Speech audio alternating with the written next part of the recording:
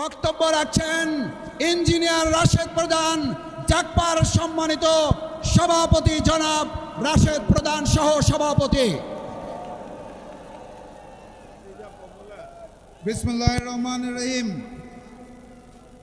বিক্ষোভ মিছিল পূর্ববর্তী সংক্ষিপ্ত সমাবেশের সম্মানিত সভাপতি, এখানে উপস্থিত 11 দলের শীর্ষ নেতৃবৃন্দ, 11 দলের সর্বস্তরের নেতৃবৃন্দ, আমার সামনে উপস্থিত সমবেত জনতা, মিডিয়ার ভাইরা, প্রশাসনের লোকেরা, সবাইকে জানাই সংগ্রামী সালাম এবং শুভেচ্ছা।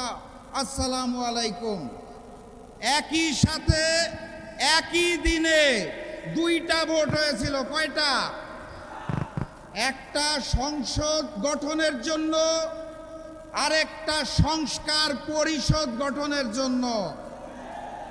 একই দিনের একটা ভোটের শপথ তারা নিয়ে বলেছে হালাল, আরেকটা শপথ না নিয়ে ম্যানেজ ভোটে জয়ী হয়ে বলতে চায় হারাম।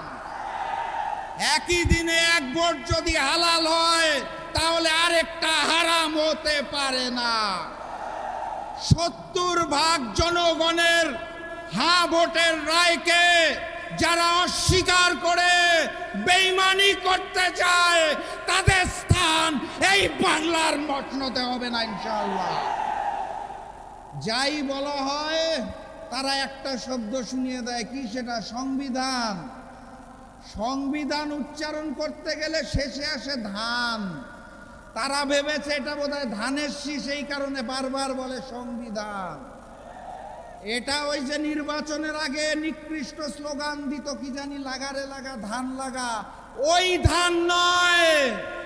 এটা 72-এর মুজিববাদী সংবিধান, যা পরবর্তীতে শেখ হাসিনার সংবিধানে রূপান্তর হয়েছে। সেই সংবিধানকে তারেকবাদের সংবিধান আমরা হতে দেব না। অতএব কথাবার্তা পরিষ্কার, গণভোটের রায়কে সম্মান জানিয়ে বাস্তবায়ন করুন, না হলে যেই আন্দোলন করে তোলা হবে মসনদ থাকবে না ইনশাআল্লাহ। বিজয়ের পথে যাত্রা শুরু, জীবন অথবা মৃত্যু। আসসালামু আলাইকুম।